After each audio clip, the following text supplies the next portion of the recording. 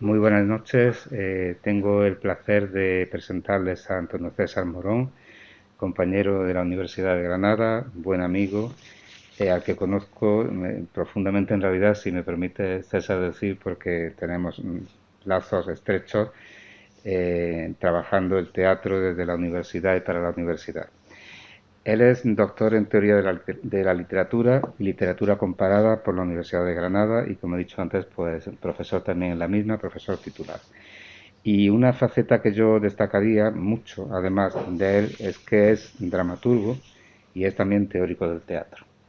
Luego, si él quiere, nos dice cómo concilia un poquito de todo esto, pero yo creo que en sus obras, en todas las obras que él ha escrito, pues ha dejado huella indeleble de esta doble faceta de dramaturgo y de teórico, y además también de un teatro que ha sido bastante arriesgado. Y el tema que nos va a tratar hoy precisamente, Razón y Poder en el Teatro de José Saramago, también tiene un poco esa vertiente. Es una persona audaz, en mi opinión, porque toca temas que son de actualidad, temas candentes, temas ardientes, se podría decir también, ¿no? Que queman, y es valiente a la hora de hacerlo y se posiciona. Lo cual a veces, si me permiten decirle, y tú también en particular, César, pues yo he dicho, estamos en una línea muy frágil muchas veces, una línea de fuego, y resulta hasta en cierta medida peligroso. Pero eso recoge precisamente lo que ha hecho Antonio César con su último libro, eh, que se titula Teatro de Alarma, publicado en 2021, donde precisamente él dice que la alarma es el estado óptimo del teatro. Alarma significa reflexión ideológica en lucha con el poder. Bueno, casi todas las obras que él ha tratado, como decía, si seguimos un poco la línea hacia el pasado, esta es la última, pero hacia el pasado pues nos encontramos personajes que navegan ahí, que fluctúan entre realidad, utopía y distopía, y esos temas que son tan delicados como por ejemplo puede ser la valla de Melilla. Se me viene a la cabeza esto porque precisamente hoy y ayer pues más actualidad no se puede pedir, ¿no? Desgraciadamente, porque son temas que son también hirientes y él los afronta con mucha decisión. Ha publicado en editoriales de prestigio de Granada y fuera, es reconocido también igualmente en Granada y fuera por su teatro y por las representaciones de su teatro. Me decía recientemente él que en Alemania se ha producido precisamente se ha llevado a escena una de sus obras de teatro breve y yo tuve la suerte de montar también dos de sus obras, Tomo este vals, Lorca y Cohen, con la Universidad de Granada, y con Teatro Vital del Alma montamos también el año pasado Hojas Negras, Bosque Rojo, Chernóbil. O sea que por eso decía antes que nos conocemos bastante y a él le debo también mucho porque él pues ha hecho también su crítica en teatro que he hecho yo también, en publicaciones. O sea que estamos en esos caminos de ida y vuelta, ¿no? No me voy a extender porque lo que me interesa sobre todo es que él nos hable de este tema interesante, muy interesante, por varias razones. Se llama así además Razón y Poder en el Teatro de José Saramago. En primer lugar porque estamos dentro del ciclo 100 años del nacimiento de José Saramago. Entonces es el momento oportuno de hablar de José Saramago. Y en segundo lugar porque él, desde su punto de vista de hombre de teatro, nos va a hablar de una faceta que es bastante menos conocida en José Saramago. Uno se lo espera menos, como si dijéramos la novela en el caso tuyo, la poesía, que también la has cultivado, pero claro, a ti se te conoce por el teatro y a José Saramago no es eso precisamente, ¿no? Me parecía que era muy interesante que Antonio César abordara este teatro de José Saramago y a buen seguro que nos dejará muy buen sabor. Pues yo lo voy a dejar solo, voy a estar aquí cerca y luego me uno para un posible coloquio. Muchas gracias.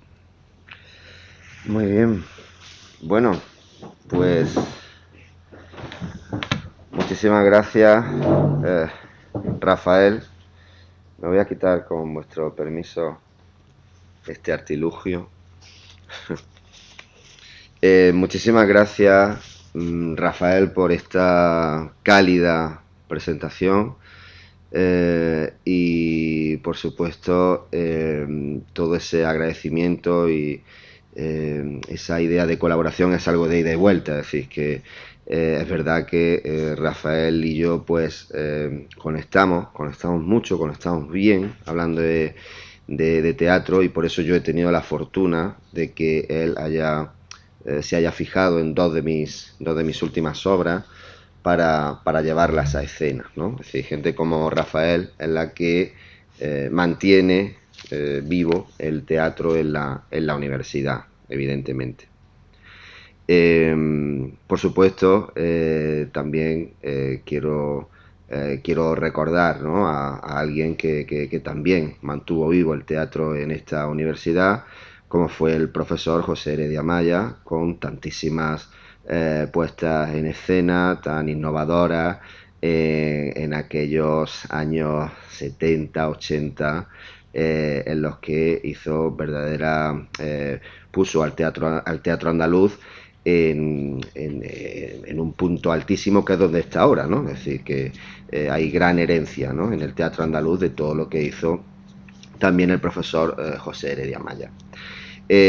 Ambos profesores de la Universidad de Granada, es decir, que la Universidad de Granada ha contado siempre con grandes profesores, dramaturgos y gente muy vinculada al teatro. Y fíjense, yo tuve la suerte también de ver a José Saramago en la propia Universidad de Granada. Él vino a la Facultad de Filosofía y Letras, donde, bueno, pues por entonces éramos jóvenes estudiantes, y dio una charla maravillosa. Se le hizo una entrevista, y la verdad es que era un placer escucharlo. Creo que era una persona con una mirada muy, muy peculiar, y a la vez muy sabia de la realidad, y lograba transmitirla muy bien en sus charlas, en sus novelas, por supuesto en su teatro. Por eso gran parte de las citas que voy a dar del propio José Saramago acerca de su teatro, pues las iré proyectando para que puedan ustedes disfrutar de la palabra del genio. El teatro de José Saramago se compone tan solo de 5 obras dramáticas. Claro, en comparación con su labor novelística, pues es bastante poco, ¿no? Y además, él mismo lo destaca, todas ellas nacieron por encargo. Esta idea del encargo es algo que él destaca muchísimo. Además lo destaca, lo explicita con mucho énfasis esta idea. Y quizá yo considero que esto constituye una estrategia de presentación del propio autor sobre sí mismo como dramaturgo. Pero claro, desde el punto de vista de que él no se consideraba un dramaturgo, igual que también había publicado poesía y tampoco se consideraba un poeta. De manera que cuando se leen algunas citas y algunas entrevistas de José Saramago acerca de su teatro, se tiene la impresión de que tiene como se considera en cierto modo un intruso, ¿no? Es decir, como cierto intrusismo, ¿no?, dentro de lo que es este género literario. Y yo creo que esto le surge del profundo respeto que él tenía por la escritura teatral. Es decir, es tanto el respeto que no se considera un dramaturgo, pero le han pedido obras. Es más, él siempre habla le pedían, la dinámica era siempre la misma, le pedían una obra, en principio se negaba, y luego le daba vueltas, y ahí es cuando decía, bueno, he tenido una idea. Es como que siempre su obra venían si tenía una idea que consideraba que podía cuajar, que podía ser interesante, ¿no? Ahora veremos eso a lo largo de esta charla. Además, dice también en alguna ocasión que antes de escribir teatro, pues tuvo como un cierto periodo de autoformación a través de diversos manuales de escritura dramática.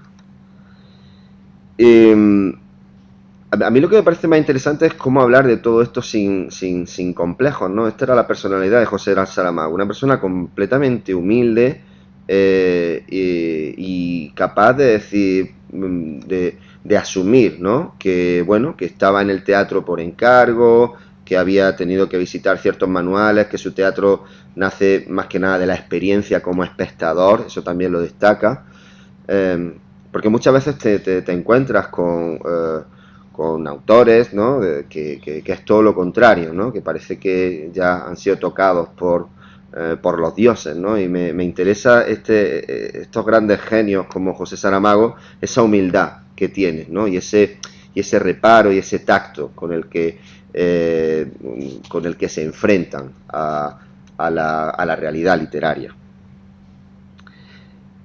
Claro, todo esto nos da una idea así a priori de qué podemos encontrar en el teatro de un autor que se enfrenta a un género que no es el suyo habitual, como venimos diciendo, y cuya formación ha surgido fundamentalmente de su experiencia como espectador. Nos vamos a encontrar en sus obras de teatro una arquitectura muy clásica aplicada a la construcción del drama, donde además inserta todo su conocimiento como novelista en cuanto a lo que es la generación de la trama. Es decir, sí es verdad que la arquitectura dramática es muy clásica, pero luego sí que para construir las tramas le aplica todo el bagaje que él lleva como novelista, y eso es bastante interesante, ¿no? De observar cómo se desarrollan esas tramas.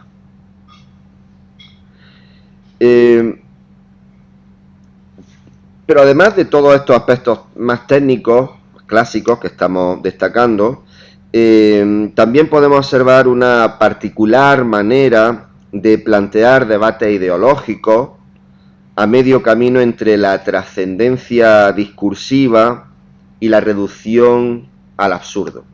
Es algo que estalla también en sus novelas, esa idea que repito, de trascendencia discursiva y reducción al absurdo, lo trascendente y lo absurdo, mezclado. Vamos a ver algunas citas y se va a entender todo esto.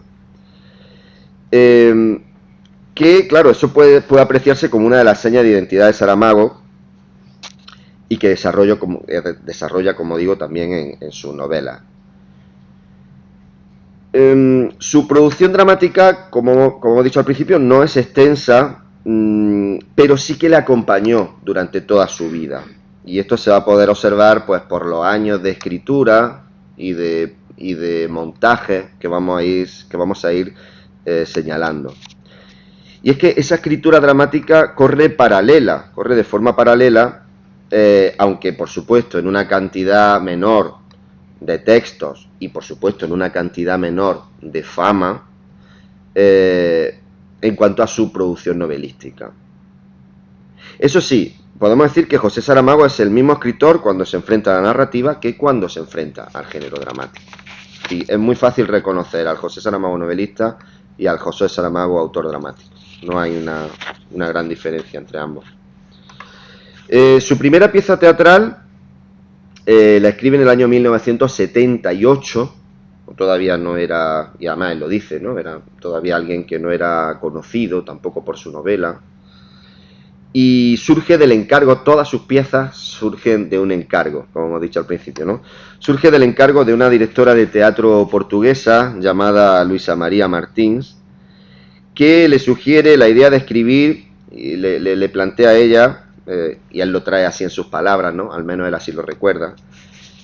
Habla de una obra de teatro cuya acción o enredo o lo que fuera, dice ocurriera en la redacción de un periódico. Sí, ya le están limitando el espacio. Y de ahí surge una obra de teatro, su primera obra de teatro, que se tituló La Noche, que fue estrenada en ese mismo año, 1978. El propio José Saramago nos informa de que, si bien en un principio rechazó la invitación, pues fue una buena idea la que le llevó a aceptar finalmente el reto. Y fíjense lo que plantea al respecto. Dice: la acción dramática transcurriría durante la noche del 24 al 25 de abril de 1974. El lugar sería la redacción de un periódico dócil a la dictadura y comprometido con ella.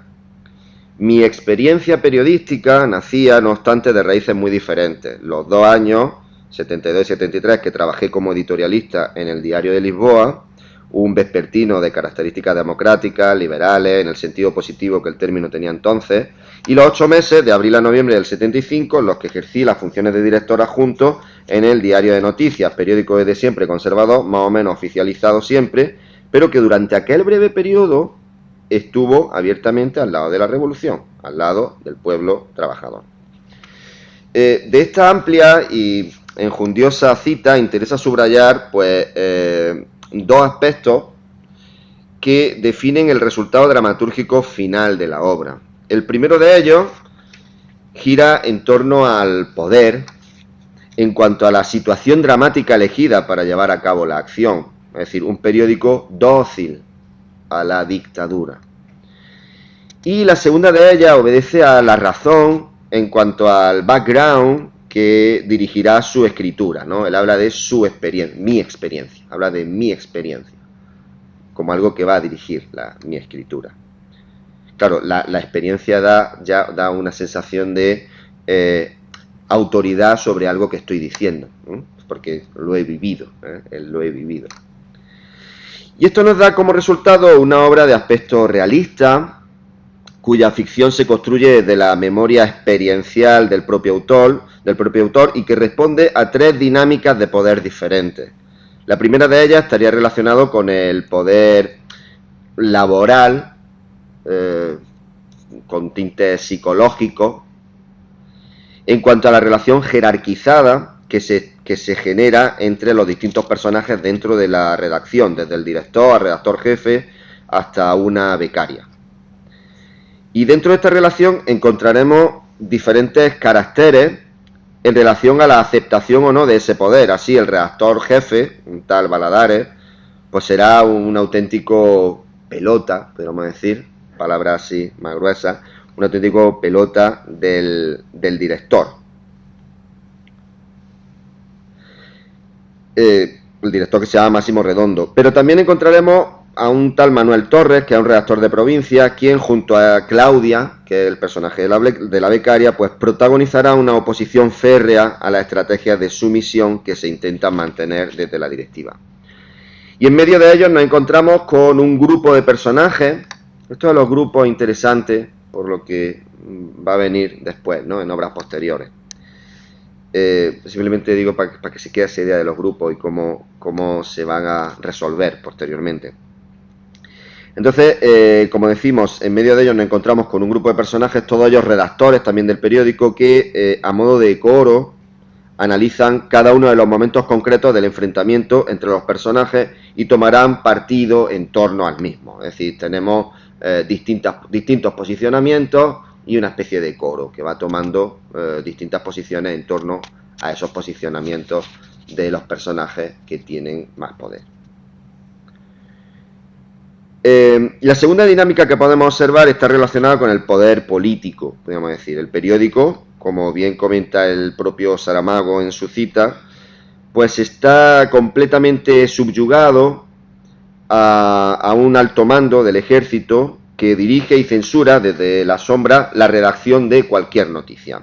Este personaje no aparecerá en ningún momento en la obra, lo cual incrementa la sensación de absoluta falta de libertad, que viene establecida por una dictadura de corte fascista ya en decadencia, tras el relevo en el poder de Oliveira Salazar por parte de Marcelo Caetano. Una difícil situación relacionada con el infructuoso intento de mantener o de mantenimiento de las últimas colonias portuguesas y un ejército concienciado con el aroma de cambio que venía desde las propias colonias y que caló en la cúpula de ese ejército hasta la llegada de la denominada Revolución de los Claveles. La tercera dinámica es la que conecta directamente los conceptos de poder y de razón. Si hablamos, como no, de lo que podemos denominar el cuarto poder, ¿no? El poder de la prensa, el poder intelectual, en definitiva. Es esta dinámica, pues, la más dialéctica, la más conflictiva, entendiendo el conflicto como el motor de cualquier obra dramática. Y es desde aquí, desde donde los personajes de Torres y Claudia adquirirán su máxima relevancia, insistiendo en realizar una labor periodística de campo en torno al inicio de la Revolución, para conocer e informar acerca de lo que está pasando en la calle, y estarán a su vez ayudados por un coro antagonista al citado anteriormente, y que estará compuesto por los trabajadores que sustentan la dimensión física de la editorial. Así encontraremos a Baltasar el fotógrafo, a Afonso el linotipista, Damiao el cajista. Trabajadores que exigen el retrato de una realidad transparente con ella misma y al único servicio de la verdad informativa, generando así una especie de revolución de abajo arriba en el propio periódico, símbolo de la unidad y solidaridad de ejército y pueblo que llevó al derrocamiento de la dictadura en Portugal. Si bien para el propio autor no se habla verdaderamente de revolución, se habla de la postura del periodista, y cuando digo del periodista, digo del ciudadano en general, de a pie, en relación a lo que llamamos la libertad de prensa.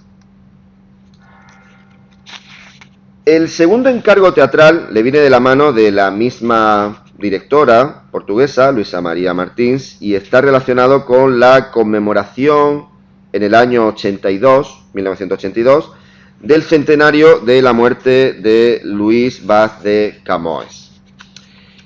El hecho de la relación de Portugal con sus colonias dentro de la etapa histórica denominada Revolución de los Claveles late en el fondo de la obra anterior, la obra que hemos denominado, que lleva el título de La Noche. Si bien queda vinculada como una energía que en ningún momento se nombra, que en ningún momento aparece, pero que cualquier persona conocedora de dicho momento histórico conoce que esta relación late de fondo. Argumento todo esto porque quizá de manera inconsciente sea esta ausencia de nombramiento de la relación entre Portugal y sus colonias lo que lleva a Saramago a exponer de manera fehaciente esta relación, la que fue su segunda obra dramática, esta que vamos a comentar, que lleva por título ¿Qué haré con este libro?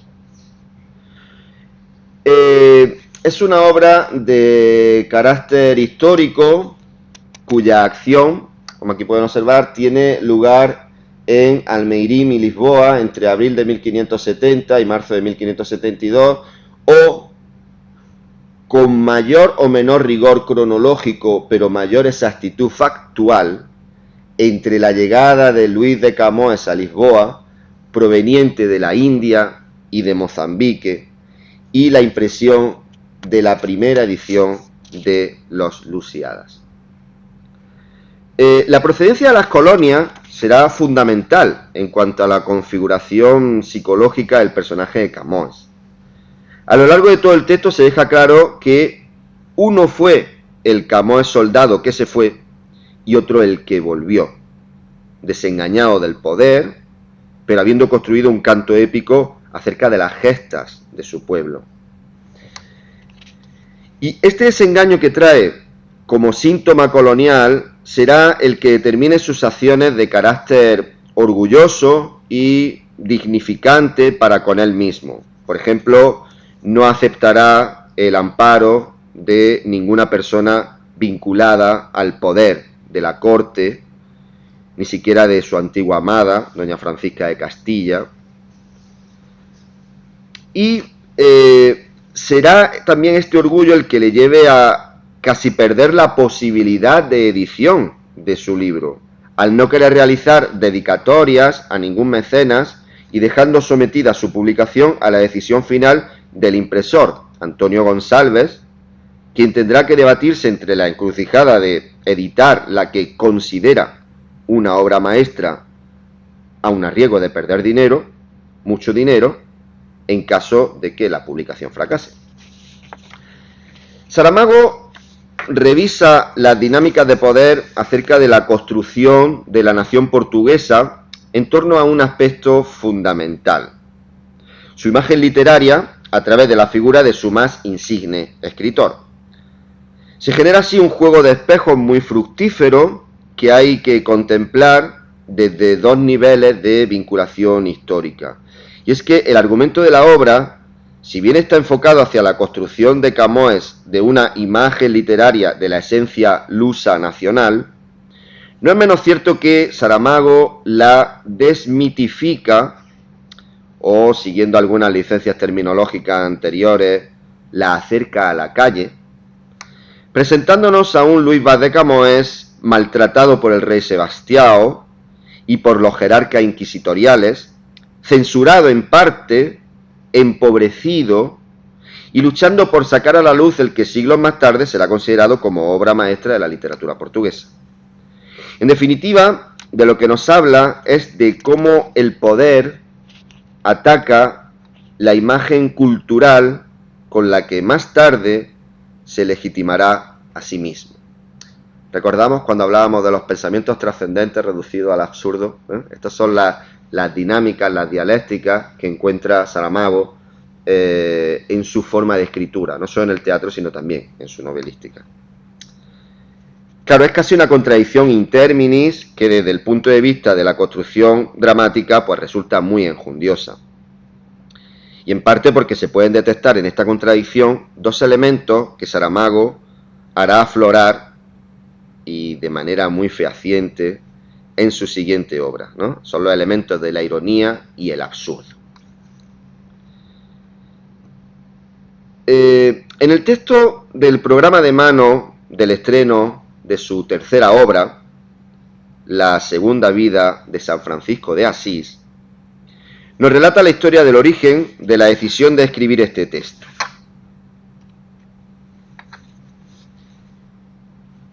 Viajando el autor por Italia, fue en la ciudad de Asís a visitar los lugares franciscanos y después de subir las místicas alturas de las ermitas, bajó a admirar las artes de la iglesia inferior y de la iglesia superior, hecho lo cual, deambulando, se topó con el mostrador de las quincallerías religiosas, especie de supermercado con imágenes del santo, miniaturas de la basílica, postales ilustradas, libros edificantes, madonas, crucifijos, rosarios, numerosos escapularios cuyo inventario no cabría aquí. Por detrás del mostrador, vistiendo el hábito, había franciscanos vendiendo. Como buen ateo, al autor lo escandalizan siempre las faltas de respeto a la religión. Muy interesante esta última idea. La impresión que este insulto a San Francisco de Asís generó en el autor, así como el argumento crítico de indignación que desarrolló a partir de ese momento, hace que años más tarde el director del Novo Teatro de Lisboa le pidiera que ordenara todas esas ideas en torno a aquella vivencia en una pieza teatral que se estrenó en el año 1987.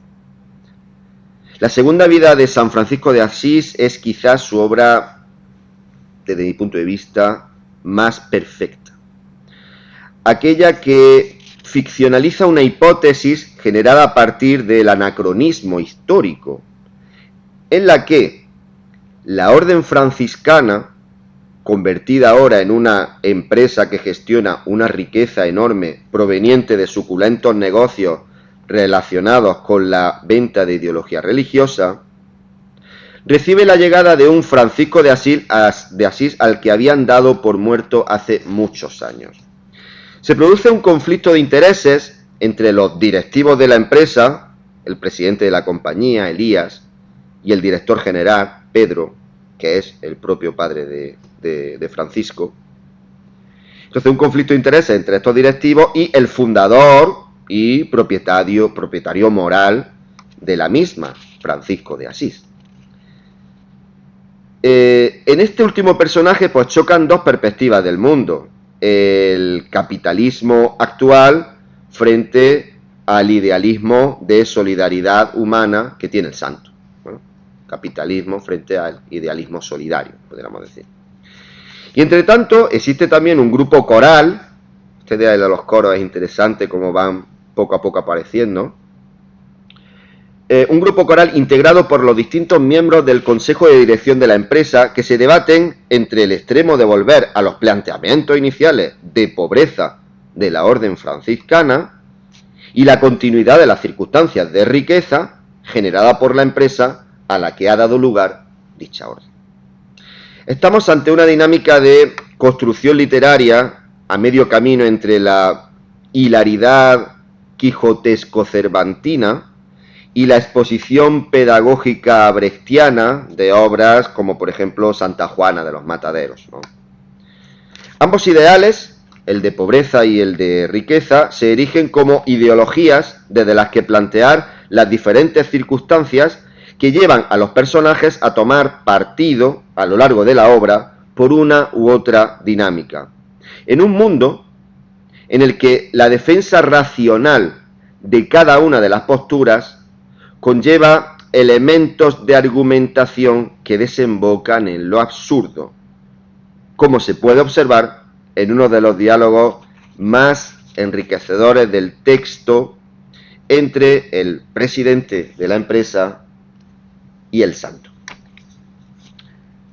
Dice Francisco: la compañía nació para ser pobre, y pobre debe volver a ser.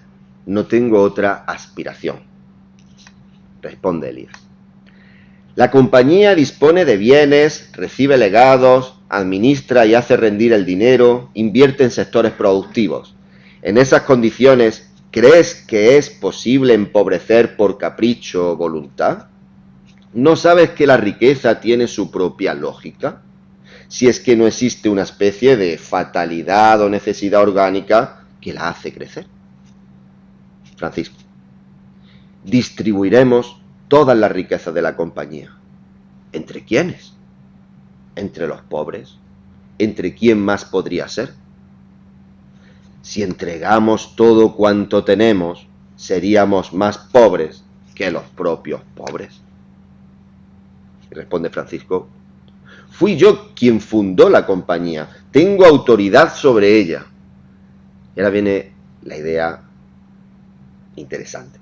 Responde Elías: y yo fui elegido para las funciones que desempeño. Se acata la autoridad moral cuando no está en contradicción con la autoridad material y puede servir de caución a los intereses que la fundamentan. Discúlpame por usar un lenguaje al que tus oídos no están acostumbrados ciertamente. Te lo diré de otra manera. No quieres o no puedes comprender que lo que está en causa ahora son los intereses materiales de una entidad, digamos, todavía espiritual, pero no solo espiritual. No te salvas si no entiendes esto. Este tipo de mezclas, ¿no? En esta respuesta última del personaje de Elías se encuentra la clave del conflicto planteado, como venía comentando: autoridad moral frente a autoridad material.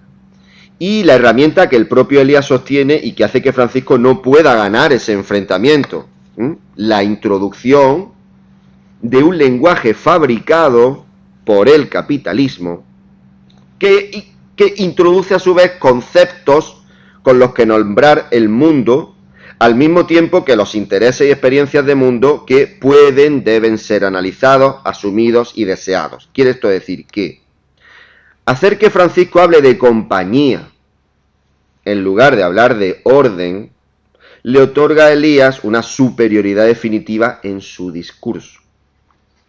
Cuando al principio del Parlamento Francisco comienza diciendo la compañía nació para ser pobre, ya ha perdido el relato por ausencia de toda lógica, dado que ninguna compañía en una sociedad de mercado nace para ser pobre.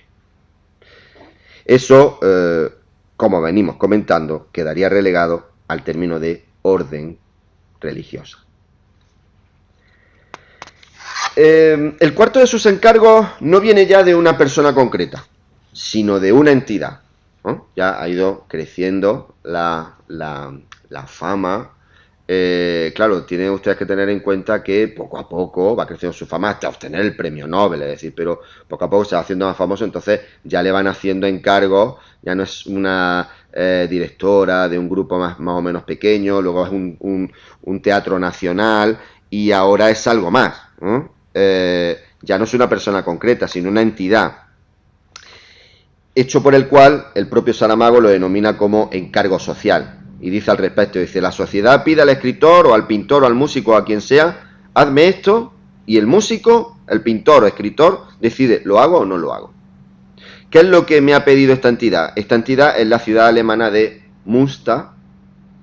La ciudad ha sido fundada por Carlomagno hace 1200 años. ¿Y qué era lo que pretendía la ciudad? Conmemorar el hecho, ese evento, esa efemérides, esa fecha, con algo así importante. Y ocurrió. De este último encargo surge la obra In nomine Dei. In nomine Dei en el año 1993, ¿no? Se dan cuenta cómo le van acompañando a lo largo de toda su carrera literaria las obras de teatro. Son menos, pero son. La acción transcurre en Münster, en la ciudad de Münster, en Alemania, entre mayo de 1532 y junio de 1535, según dice la acotación inicial. Y lo que traslada Saramago a esta obra es lo siguiente: cómo católicos y protestantes anduvieron despedazándose unos a otros en nombre del mismo Dios, in nomine Dei, con el fin de alcanzar en la eternidad el mismo paraíso.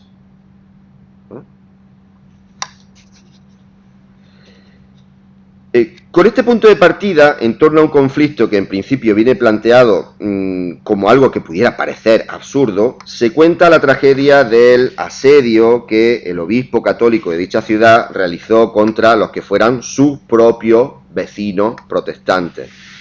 Saramago trae una técnica vinculada, ahora sí, a la tragedia ática, utilizando para ello una clara división en bloques corales, ya habíamos visto, aparecían en otra obra. Por lo tanto, una división en bloques corales que, si bien no es ajena, como hemos podido apreciar, sí es novedosa en esta obra en cuanto a la designación de una más que llamativa multitud de coros que irán apareciendo a lo largo de la trama, y es que deambulan por la trama coro de eclesiásticos, coro de católicos, coro de radicales, coro de conservadores, coro de luteranos, coro general, coro de mujeres, coro de los jueces de las tribus de Israel, coro femenino, coro masculino, coro sin adjetivación alguna, o simplemente voces. Lo que denota esta estrategia es la apuesta de Saramago por trasladar la imagen de la participación dialéctica de todo un pueblo en el que hay diferentes perspectivas, intereses, argumentos legitimadores y expresiones de dolor, para trasladar este trágico capítulo, estas son palabras de Saramago, para trasladar este trágico capítulo de la larga y, por lo visto, irremediable historia de la intolerancia humana. Es bonito, ¿eh? Este trágico capítulo de la larga y, por lo visto, irremediable historia de la intolerancia humana.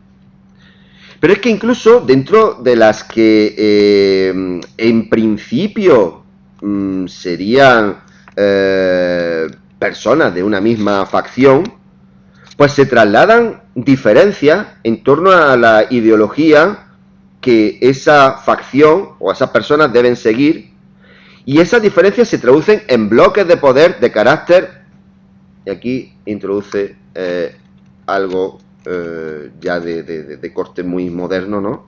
De carácter patriarcal. Él estaba ya en estos años 90 hablando del patriarcado y del sometimiento de las mujeres. Y añade Saramago en la introducción a la obra la siguiente reflexión, que me parece muy interesante. Si los perros hubieran inventado un dios, se pelearían por diferencias de opinión en cuanto al nombre que darle, si perdiguero o lobo de Alsacia. Y en caso de estar de acuerdo en cuanto al apelativo, ¿andarían generación tras generación mordiéndose mutuamente por culpa de la forma de la oreja o del pelamen de la cola de su canino dios? Con esta idea inicial, Saramago enfrenta a los seres humanos ante un espejo que bien puede ser considerado absurdo, bien puede ser considerado hipócrita o quizás ambas cosas a un mismo tiempo. Dado que lo que se traduce a través de la lectura de esta obra es que el nombre de Dios es utilizado por los seres humanos para alcanzar esferas de poder, de dominación sobre los demás seres humanos, incluso, como aquí se demuestra, cuando se está hablando de un mismo Dios. O más, cuando incluso nombrando a un mismo precepto de un mismo Dios, sigue habiendo bloques corales cargados de diferencias, porque cada Dios es excusa e imagen de la ambición humana de poder. Así, la idea en torno a ese Dios no significaría más que la argumentación racional con la que se intenta legitimar el poder en cada sociedad. De hecho, nombrar, el nombre, es ya una forma de poder. El último de sus encargos surge como fundamento dramático al libreto de una ópera de Ezio Corgi, a la que le pusimos él y yo el título de Don Giovanni o El disoluto absuelto. Sigue diciendo él: comencé argumentando que sobre las artes de Don Giovanni todo había sido dicho, que no merecía la pena repetir lo que otros ya habían hecho mejor. Fíjense que esto está muy dentro de la idea, es decir, si todo ha sido dicho ya no tengo nada que decir, y hasta que no se le ocurra una idea, ahora lo va a decir también, hasta que no se le ocurra una idea interesante, no comienza a escribir su obra, ¿no? Lo que no quiera es repetirse. Yo creo que por el respeto que tiene a otros grandes autores, que han tratado el tema, y es como hasta que no encuentre yo algo, y encima no soy dramaturgo, hasta que yo no encuentre algo, no escribo. Claro, sigue diciendo: Ezio Corgi insistió, y entonces, como causa perdida, atraído por el desafío, pero al mismo tiempo intimidado por la responsabilidad de la empresa, le dije que si se me ocurría una buena idea, más lo recalca, lo intentaría. Pasó el tiempo, meses, Ezio preguntaba y finalmente la idea surgió. Y la idea a la que se refiere, centra la obra, como se indica desde el mismo título, en la absolución de Don Giovanni, de Don Juan, ¿no? La absolución de Don Juan, en vez de en su condena eterna, obedeciendo a lo que el propio Saramago sigue comentando en este texto al que estamos aludiendo. Dice eso. Dice: siempre pensé que Don Giovanni no podía ser tan malo como lo estaban pintando desde Tirso de Molina, ni Doña Ana, ni Doña Elvira, tan inocentes criaturas, por no hablar del comendador, puro retrato de una honra social ofendida. En la obra, Don Giovanni no muestra en ningún caso arrepentimiento, como si sucede en la obra de Tirso y de Zorrilla, etc., ¿no? No muestra en ningún caso arrepentimiento por la ofensa realizada, ni le teme a la figura fantasmal del comendador, a quien se le ridiculiza en su banal gestión del agravio de honor. Encontramos a mujeres que vienen ellas mismas a acusar y a hacer dolo a Don Giovanni, ridiculizándolo también en torno al escudo de seducción adquirido como consecuencia de su falta de virilidad. Y será finalmente otra mujer, Zerlina, a quien su marido Maceto intenta impedir infructuosamente que se acerque a Giovanni, quien lo seducirá a él, ella a él, hasta quitarle el don de su nombre, para transformarlo en un hombre, alejándolo de su propio mito. Dice Zerlina: no he venido a reírme de ti, he venido porque había sido humillado, he venido porque estaba solo, he venido porque don Giovanni de repente se había convertido en un pobre hombre, al que le habían robado la vida y en cuyo corazón no restaría nada más que la amargura de haber tenido y ya no tener. Y responde don Giovanni: ya has visto a ese hombre, ahora puedes irte. Don Giovanni está tan muerto como don Octavio. Responde Zerlina: no me iré. ¿Qué quieres que haga contigo? Ha llegado el tiempo de que yo te conozca a ti y tú me conozcas a mí. ¿Y Maceto? No amo a Maceto, te amo a ti. Me tiemblan las manos. Este no es don Giovanni. Y termina Zerlina diciendo: este es Giovanni. Simplemente. Ven. Salen abrazados y la estatua del comendador cae deshecha en pedazos. Muy diferente a cómo sucede la historia oficial.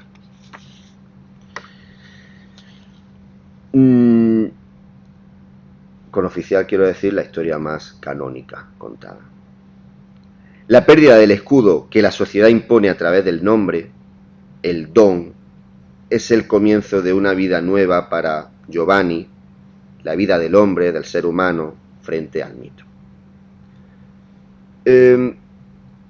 Como hemos podido observar a lo largo de estas páginas, todas las obras expuestas tienen de manera más o menos directa una efectiva situación histórica. Dos de ellas ambientadas en el siglo XVI, una en Portugal, otra en Alemania, otra en el tercer cuarto del siglo XX y dos más que resultan atemporales en cuanto a la revisión de sus personajes, si bien uno es real y procede del siglo XIII y otro es un producto cultural procedente del XVII y extraído de la recuperación que del mismo hace Mozart en el siglo XVIII. En todas ellas, la historia oficial está sometida a revisión desde lo cotidiano. La historia oficial está sometida a revisión desde lo cotidiano, enarbolando así la idea de que la historia la construye e incluso la demanda el conjunto de seres humanos. Esto le lleva a revisar los propios personajes históricos, quitándoles siempre el aura, tanto cultural como histórica, que pueda separarlos de la cotidianidad de los acontecimientos experimentados por el pueblo. Si entendemos el término razón en torno a las 5 primeras acepciones que del mismo nos otorga el DRAE, facultad de discurrir, acto de discurrir el entendimiento, palabras o frases con que se expresa el discurso, argumento o demostración que se aduce en apoyo de algo, motivo, y el término poder en torno a su primera acepción en el citado diccionario, tener expedita la facultad o potencia de hacer algo. Y si combinamos a su vez las nociones de ambos términos para aclarar el punto de partida inicial o campo desde el que nos hemos acercado al teatro de José Saramago, encontramos dos posibilidades sintagmáticas que jugarán un papel primordial en cuanto a la construcción dramática del autor. Así podemos hablar de razón de poder, concebida en torno a la configuración de la situación inicial de sus obras y las relaciones interpersonales de sus caracteres, y podemos hablar también de poder de la razón, concebido en torno al discurso ético relacionado con la justicia como un bien posible que preexiste a cualquier tipo de configuración social y en cualquier momento determinado de su historia. Ambos conjugados se convertirán en dos fórmulas de construcción dramática a partir de las cuales establecer un modo de acercamiento al ser humano entendido desde un discurso crítico orientado hacia una perspectiva antropológica universal. Podemos situar así la razón de poder en un periódico que responde a un alto mando del ejército en la sombra y un equipo editorial obligado a autocensurarse. Un escritor al que se le intenta imponer cómo debe contar la historia de su libro. Un santo sometido a las leyes del capitalismo. Un pueblo sometido por parte de un poderoso y cuyos poderosos internos, aun dentro de ese sometimiento, actúan a un mismo tiempo sometiendo de manera patriarcal a las mujeres. O un seductor venido a menos, sometido al peso cultural de su propio nombre y que somete a su vez a quien se cruza en el camino que dicta la acción que debe realizar su mito. Es interesante destacar cómo los sometidos someten a su vez, entendiendo el poder como una impostura de los seres humanos para dominarse a sí mismos de forma absurda, toda vez que se lo contempla desde la distancia y con perspectiva crítica y racional. Toda vez que el poder pasa de someter a la razón a ser sometido por ésta.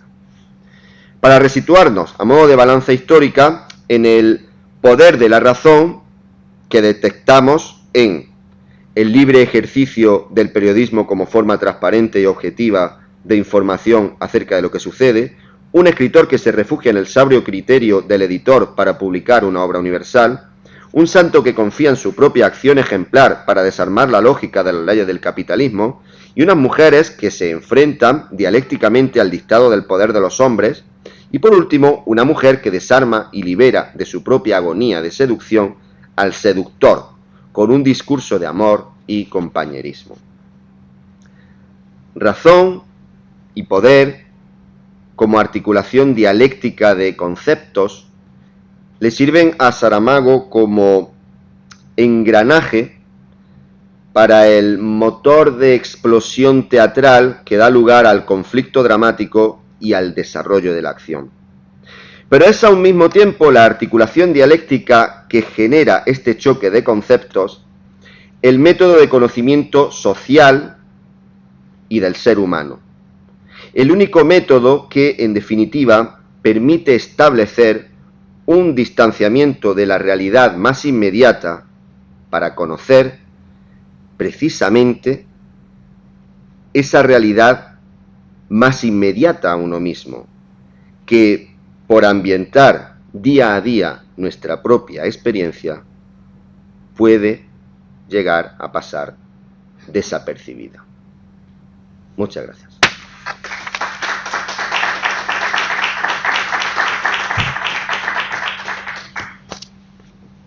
Muchas gracias a ti, precisamente, Antonio César. Creo que has cumplido el objetivo del programa de extensión universitaria de nuestro vicerrectorado y de la Madraza Centro de Cultura Contemporánea, y también de participar con tu aportación en este ciclo homenaje a José Saramago. Nos has acercado a esa faceta menos conocida y te has comportado también como el profesor que eres. O sea que has tenido esa dimensión didáctica que es muy necesaria en ese programa, como estoy diciendo. Si las personas que nos acompañan desean intervenir, pues yo creo que ese es el momento idóneo para hacerlo.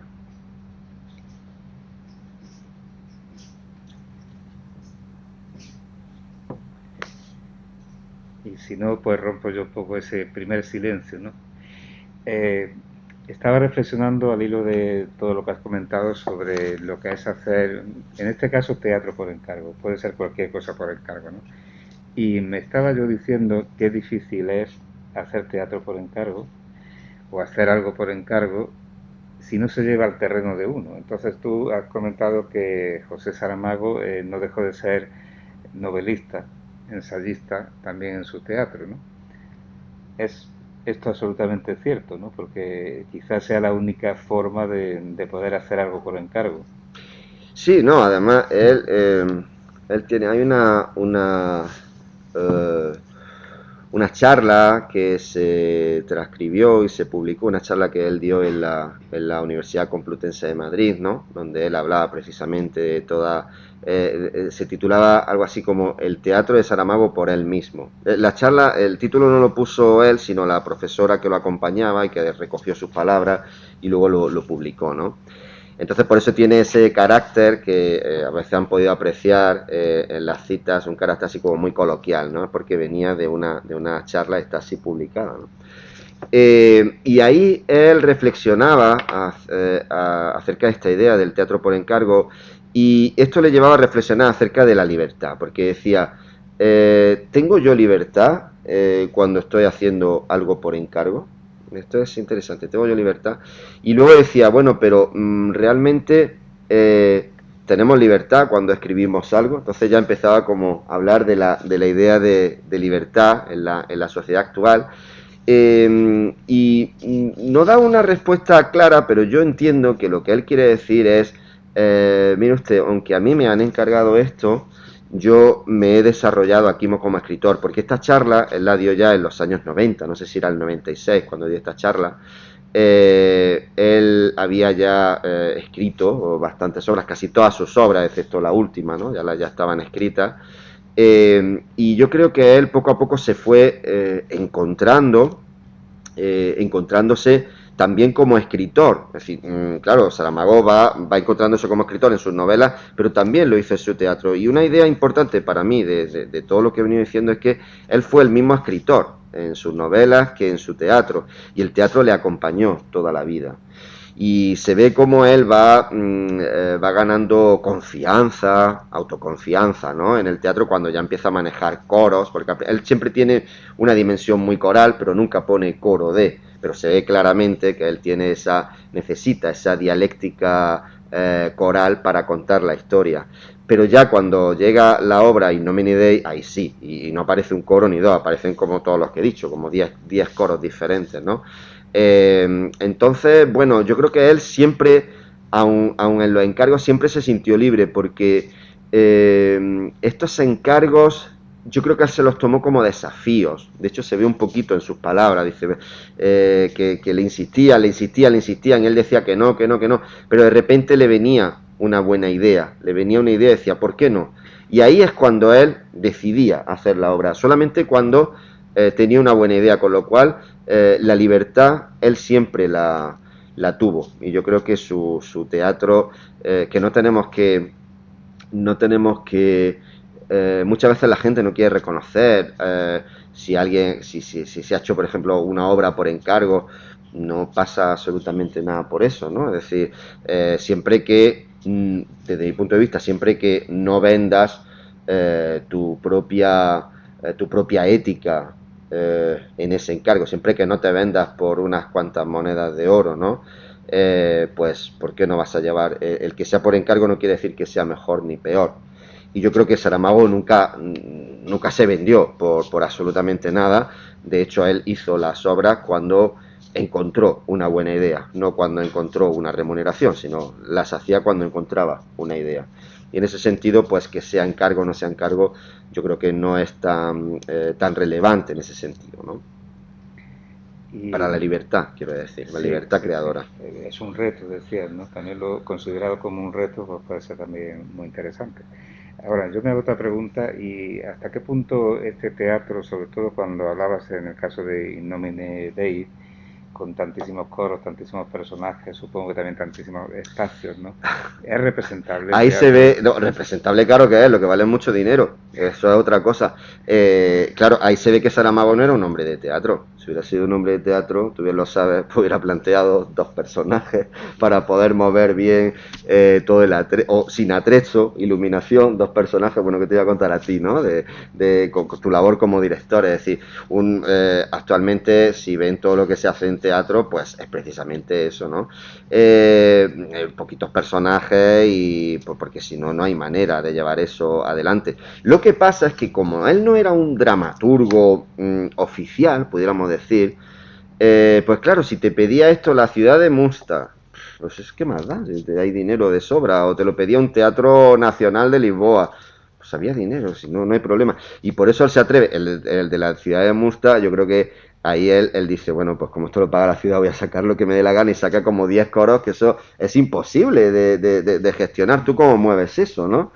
Pero bueno, claro, él no tenía esa conciencia del dramaturgo, del oficio del dramaturgo, ¿no? Que está siempre pensando en cuántos personajes coloco y vamos a ver, incluso cuánta gente hay en la compañía, ¿qué tengo? Dos actrices y un actor, pues esto es lo que hay, con esto me tengo que mover, ¿no? Es decir, que no tenía ese oficio, simplemente que el encargo le permitía, dice, bueno, pues diseña lo que considere oportuno. Eh, ¿Dónde está en estas obras, si las has estudiado, perdona que te trate de No, tú, no, perfecto, bueno. si tú las has estudiado y tal, la parte poética, la parte romántica, la parte mágica que tiene que tener, desde mi punto de vista, una obra de teatro, si existe en ese teatro, es un teatro, me da la impresión, por lo que tú has dicho, yo no, yo había oído dos obras, hablar sobre dos obras de estas, de las que tú has hablado, pero yo no había nunca he leído la obra de Saramago teatral, publicada, yo no sé si está publicada siquiera. Sí, hay un libro que se llama ¿Qué haréis con este libro? Que recoge las 5 obras de teatro de Saramago y además con una serie de reflexiones del propio Saramago acerca de cada una de las obras. Él reflexionaba mucho acerca de su teatro, ¿eh? No es tan... quizá, yo creo que incluso más que de sus novelas, ¿no? Yo creo que como él no se sentía dramaturgo, pues tenía como la necesidad de explicar lo que había querido hacer y dejarlo todo muy claro. Lo que has dicho de no ser un intruso, ¿no? Efectivamente, tenía la necesidad de explicarlo todo y siempre en todas, ¿no? Pues esto me lo encargaron, es como, perdón usted, esto me lo han encargado, yo lo he hecho así lo mejor que he podido. Entonces lo que tú me planteas por si hay poesía en el teatro. Solamente son montajes como, yo lo veo como muy estructurado todo, ¿no? Todo son unas cosas como muy trazado de línea. Sí. No hay un teatro mágico en Saramago, que sí lo hay, por ejemplo, en su novelística, ¿no? Es lo que a mí me llama la atención un poquito de lo que has comentado. Sí, bueno, yo creo que habría que irse como a ciertos momentos, quizá. Yo creo que en la configuración de sus personajes o en la, en esa, en esas dialécticas que se generan, por ejemplo, para mí está lleno de poesía, todo esto que comenta cuando hablaba de si los perros hubieran generado un dios, decía, a mí eso me parece, es algo que me llega muchísimo cuando él habla de todo este enfrentamiento, o esto de decir del mismo paraíso, ¿no? Es decir, dos personas, dos grupos religiosos enfrentándose para entrar al final en el mismo paraíso, ¿no? Yo veo ahí que es donde están las partes más mágicas en su propia reflexión. Yo creo que Saramago era un escritor muy intelectualizado, es decir, él en su novela también, es decir, él sabe, él traza perfectamente toda la dimensión ideológica que está manejando en sus novelas, incluso desde los propios nombres, ¿no? Para él, los nombres, de esto no hemos hablado aquí, pero igual que en sus propias novelas, los nombres el nombre implica toda una realidad. Bueno, sí hemos hablado algo un poquito con lo de Don Giovanni, ¿no? Ese del don que ya implica que tienes que ser un mito y al final llega esta mujer que lo salva de la presión social de tener que ser Don Giovanni. Yo creo que ahí está la chispa, la idea que él quería transmitir con la obra y hacer algo diferente en esta historia de Don Giovanni o de Don Juan. Entonces yo ahí es donde encuentro esa magia en las dialécticas filosóficas que plantea, en ese encuentro entre lo trascendente y lo absurdo que él plantea. Por ejemplo, en la obra de San Francisco de Asís, esa es impresionante. Yo creo que esa obra, se lo digo aquí a Rafael en público, esa obra debería de montarse. Esa obra es impresionante porque son unos debates dialécticos increíbles, porque claro, ya nos está llevando a un tiempo anacrónico, que no sabemos dónde es, se supone que son los momentos del capitalismo, y está enfrentando como si fuera algo quijotesco, que es lo que venía diciendo, pues enfrentando dos lógicas de mundo.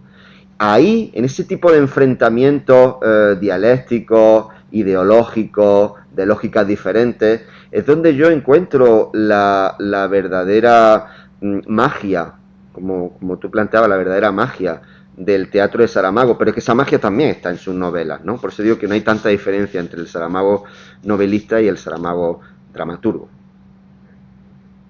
¿Sería el poder lo que uniría toda la obra teatral Bueno, tema, ¿no? El tema del poder. sí, el tema del poder evidentemente siempre está ahí. Cuando me planteó Rafael cuál va a ser el título de la charla, digo, bueno, creo que lo dije, digo, todavía no tengo la charla perfilada, pero sé que va a ir sobre esto, sobre el poder. Yo creo que en toda la obra de Saramago está ahí el tema del poder, de cómo el poder somete al ser humano y cómo los seres humanos intentan zafarse o salvarse de ese poder.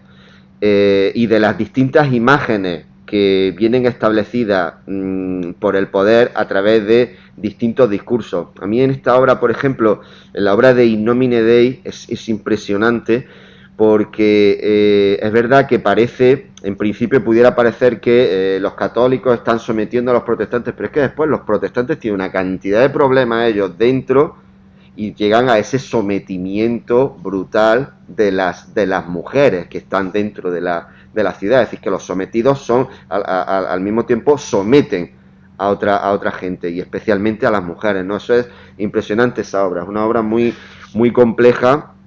Entonces, que las dinámicas de poder, las obras teatrales están en todas. Yo creo que también en la novelística se trasladan esas dinámicas de poder. Sobre todo él se centraba mucho en el poder cultural, ideológico, en cómo no es casual que empiece su obra dramática con con el tratamiento del poder desde un periódico, ¿no? Es como el poder nos ha creado una imagen de nosotros mismos que incluso tenemos que quitarnos, ¿no? Tenemos que quitarnos esa imagen. Por eso cuando él hace novelas también sobre, por ejemplo, ensayos sobre la ceguera, ¿qué es lo que está planteando? Un mundo en el que ha desaparecido absolutamente todas las imágenes del poder y empieza a generarse todo de nuevo. De ahí la idea de la ceguera, de la pérdida de la visión. Es una sociedad que se pierde absolutamente y tiene que empezar a configurarse de nuevo. Entonces yo creo que el poder es algo que está el planteamiento acerca de qué es el poder y las distintas imágenes y las distintas dinámicas que genera el poder están absolutamente en toda su obra novelística y por supuesto en esta, en la dramática. Mucho en la dramática se ve muy fácil porque claro, uno de los motores de la obra dramática es el conflicto. Entonces el conflicto ya de por sí conlleva el enfrentamiento de dos dinámicas de poder. Entonces quizás en la obra dramática se ve de una forma mucho más explícita, pero en la novela yo creo que está en toda su novela también. Sí. Al hilo de lo que has comentado de la novelística y eso, no sé si hay alguna relación, por supuesto temática y eso, entre la novelística y la obra teatral, porque me ha llamado la atención las fechas que has comentado, ¿no? Porque una fecha pues, puede ser coincidente más o menos en el tiempo con Levantada del Suelo, otra con Memorias del Convento, con Ensayos sobre la ceguera. Entonces, si había algún hilo de continuidad entre la escritura de una y de otra. Sí, pues yo creo que sería interesante ponerse a mirar cada una de las fechas y estoy seguro de que sí, ¿no? Habría que traer todas las fechas de cada una de las novelas y ver cómo de repente pues le proponía una obra de teatro y le iba interesando, ¿no? Distintos temas. Lo que sí está claro es que son temáticas que él trae, por ejemplo, esta de San Francisco de Asís, pues tiene mucha relación con la del Evangelio según Jesucristo, ¿no? Entonces, sí, son obras que están muy relacionadas unas con otras y que sí que sería interesante en otra conferencia posterior hacer una vinculación ya de toda su, como tú planteas, ¿no? De toda su novelística con su obra teatral y ver cómo se va ejerciendo una misma evolución, porque como digo, yo creo que es el mismo escritor, no hay una separación, no hay dos escritores diferentes, es el mismo y hay una misma evolución temática y en cuanto a la estructura, y se ve como cuando se lee el teatro se ven cómo van avanzando las estructuras. Por ejemplo, cuando lees La Noche, que es la primera, yo no reconozco tanto al Saramago este famoso que conocemos todos, ¿no? De las grandes novelas, pero ya cuando llegas a una obra de los años 90, como la de La segunda vida de San Francisco de Asís, o como la de In nomine Dei, ahí ya sí se está viendo el Saramago, ¿no? Entonces, claro que se podría establecer una relación que yo creo que sería fruto de otra charla, y ojalá en algún momento pues podamos llevarla a cabo, claro que sí.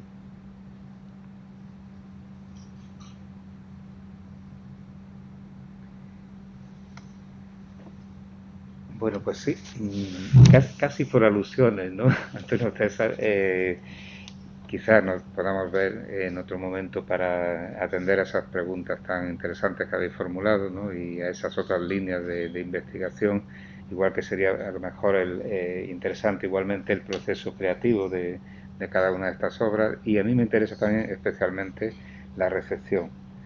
Entonces, podemos dejar emplazado eso para Sí, otro momento, cómo responde la crítica, porque claro, todo ese éxito que acompaña a Saramago en progresión, además, ¿no?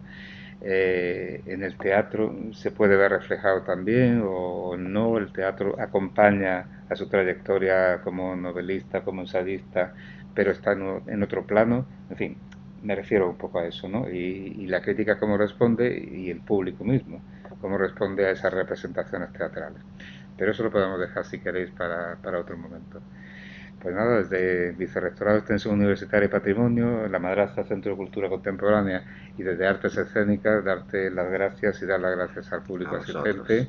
y a quienes te sigan posteriormente también por el canal YouTube de la Madraza, pues por tu aportación valiosísima en el día de hoy. Muchas gracias.